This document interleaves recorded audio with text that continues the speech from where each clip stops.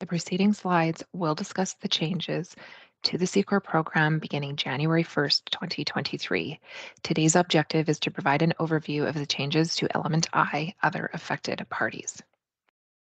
Information in Element I was previously required in a SECOR audit. It has been moved around to create better alignment within the tool. There are 4 questions in this element that focus on hazard awareness and control, communication of hazards, and the selection and monitoring of other employers. The purpose of this element is to identify and communicate worksite hazards, as well as monitor and evaluate other employers to ensure the protection of other affected parties in the vicinity of a worksite.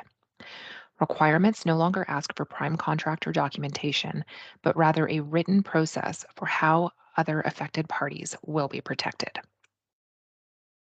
Now we'll focus on the specific content added to Element I. Question I-1. Is a policy or process in place to address the protection of others not under the employer's direction, but in the vicinity of the employer's worksite?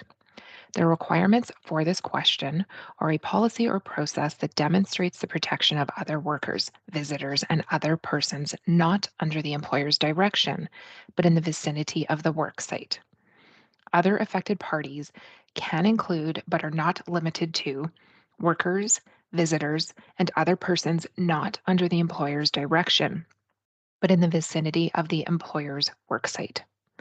A visitor is defined as any person at a worksite who is not under the direct control of the employer, for example, a courier.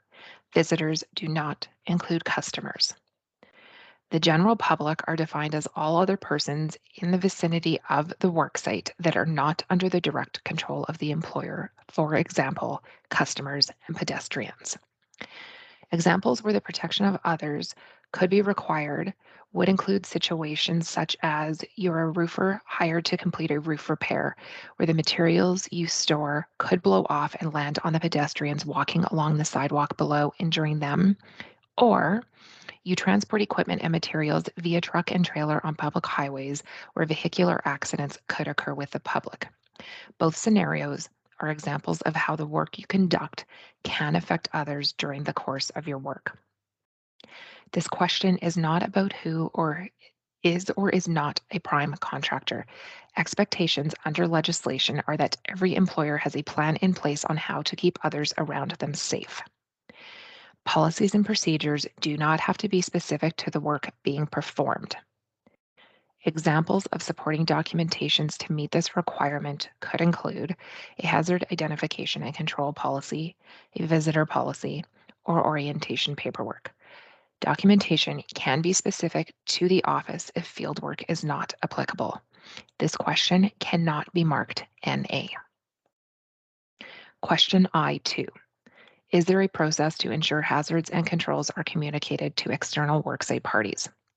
The requirement for this question is a communication process to ensure hazards and controls have been communicated to external work parties. External worksite parties include suppliers, service providers, prime contractors, temporary staffing agencies, self-employed persons, and other employers.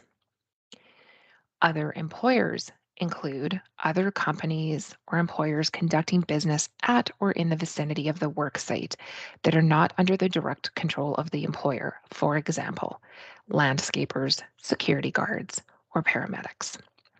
Supporting documentation to meet this requirement can include items such as emails, meeting minutes, orientation records, or contracts. Question I-3. Is a system in place that establishes the criteria for evaluating and selecting other employers under the direction of the contracting employer? The requirement for this question is a system that identifies health and safety criteria to evaluate and select other employers for hiring purposes. Supporting documentation can include hiring employers with a core or SECOR, reviewing other employers' safety programs, policies, and procedures to ensure they meet or exceed legislative requirements, ensuring WCB clearance, or a procurement policy. If you do not use other employers, this question is marked not applicable. Question I-4. Is a system in place to monitor other employers under the direction of the contracting employer?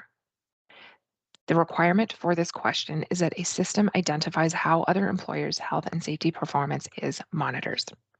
Supporting documentation could include meeting minutes, job hazard analysis, investigations, pre-qualification documentation, or having other employers submit weekly, monthly safety metrics, including items such as first aid records, hazard reports, injury reports, etc., for review of trending and follow-up. If you do not use other employers, this question can be marked NA.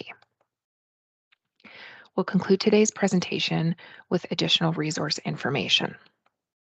ESC has created a one-pager that includes definitions, audit requirements and guidelines, example scenarios, and links to additional resources, which can be located on the ESC website under Core, then Materials and Resources. Additional information regarding legislation on Alberta employers can be found on the Alberta OHS legislation search tool under search-ohs-laws.alberta.ca. A similar site is available for British Columbia employers and can be located on the Worksafe BC website. Finally, a list of additional resources include Alberta and Worksafe BC e-News, Canadian Centre for Occupational Health and Safety, or CCOHS, research search on the ESC website, webinars on demand on ESC website, or the IOGP, International Association for Oil and Gas Producers, Contractor Capability Assessment Report. That concludes this presentation on the SECOR Element I, Other Affected Parties Audit Tool Updates for 2023. If you have any additional questions, please email coreInfo@energysafetycanada.com or call the hotline number at 1-800-667-555, option 3.